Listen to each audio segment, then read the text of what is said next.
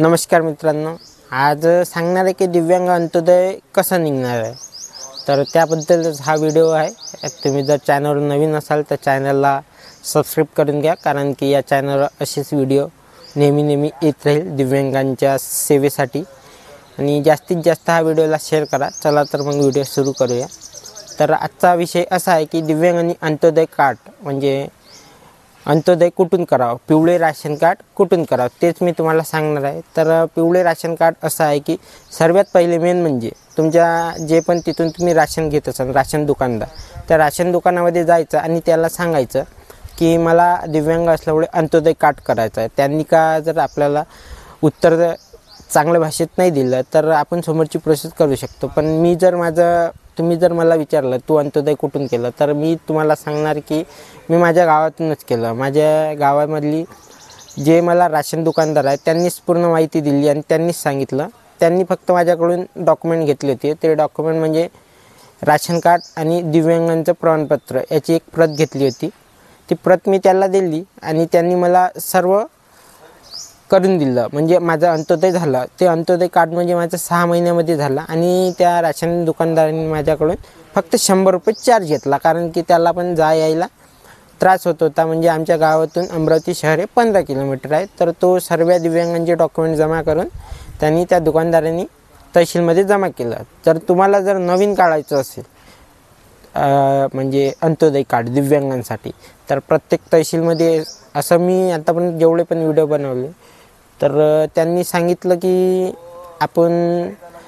तुम्हाला अंत्योदय कार्ड मिळणार नाही, अंत्योदय कार्ड बंद झालं, असं झालं तसं झालं. पण असं तर काहीच नाही. आजपर्यंत सरकारचा निर्णय असा काही आलाच नाही अंत्योदय कार्ड बंद होणार आणि असं झालं. दिव्यांग फक्त आपल्याला फेऱ्या मारवण्यासाठी चिवत्या बनवत आहे. दिव्यांगांचं नाव कुठंच घेतलं जात नाही. समाजातून पण दिव्यांग व्यक्ती बाहेरच आहे.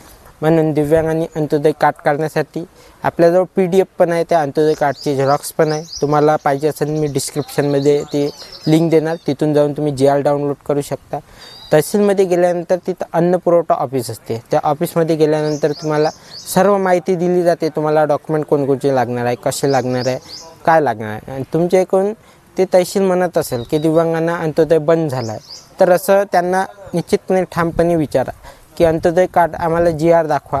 नाहीतर आम्ही तुम्हाला GR दाखवतो, आमच्याकडे GR आहे. आणि जेवढे पण तुम्हाला GR पाहिजे असेल तर मी टेलिग्रामची लिंक देणार, तिथून जाऊन तुम्हाला पूर्ण GR भेटू शकतात. कारण की मी प्रत्येकाला GR वैयक्तिक पाठवू नाही शकणार, म्हणून मी टेलिग्राम चॅनल बनवला आहे.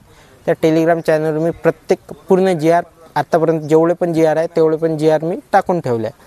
तर तुम्हाला GR पाहिजे असेल मी टेलिग्राम चॅनलची लिंक देणार आहे, तिथून जाऊन तुम्ही डाउनलोड करू शकता. तुम्हाला प्रत्येक GR मिळून जाईल. आणि तहसीलमध्ये गेल्यानंतर तुम्हाला जर म्हटलं दिव्यांगांना अंत्योदय बंद झाला आहे तर आपण काय करा, तर त्यांना ठामपणे आपण दिव्यांगांनी विचारा की आम्हाला GR दाखवा, दिव्यांगांना अंत्योदय बंद झाला, आम्ही तुम्हाला म्हणणार नाही.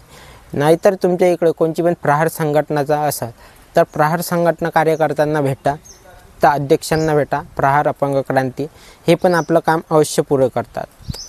आणि तुम्हाला जर अंत्योदय कार्ड हे झालं, आत्ता पण मला खूप कमेंट येते की अंत्योदय कार्ड आमचं इकडे बंद आहे, हे आहे ते आहे.